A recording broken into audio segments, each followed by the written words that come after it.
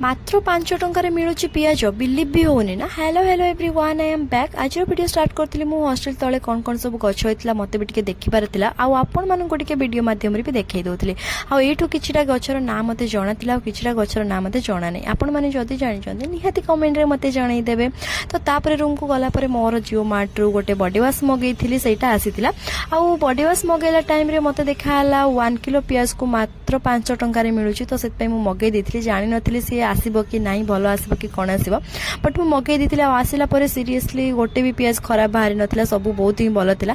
आपण माने जदी मगैया को चाहउचंती मगै दियंतु, काहे कि ना आउट ऑफ स्टॉक हेई जाई पारे। तो सेउडा सब देखि सारला परे एठी मु करूथिली ड्यूटी आसला परे मो फेस रिमूव करि नथिली। तो सेउडा सब सारी सारला परे करेंट पळै गला, करेंट पळैला अंधार रे सेउडा सब काम करिया को पड़तला। तापरे जहा मोर कपड़ा थिला सेउडा टिके सफा कर दो। कपड़ा सुखेला बेले हेई गला गोटे दुर्घटना, मो पाद स्लिप खाई गला आ मु टिके हेतले पड़ी जाइतांती। भाग्य भलो बाल्कनी रिलिंग ता थिला, नले मु तळे पड़ी कि एतळकु मते वीडियो रु देखिबा को पाइ नथांते। भाग्य भलो मु बंची जाइछि।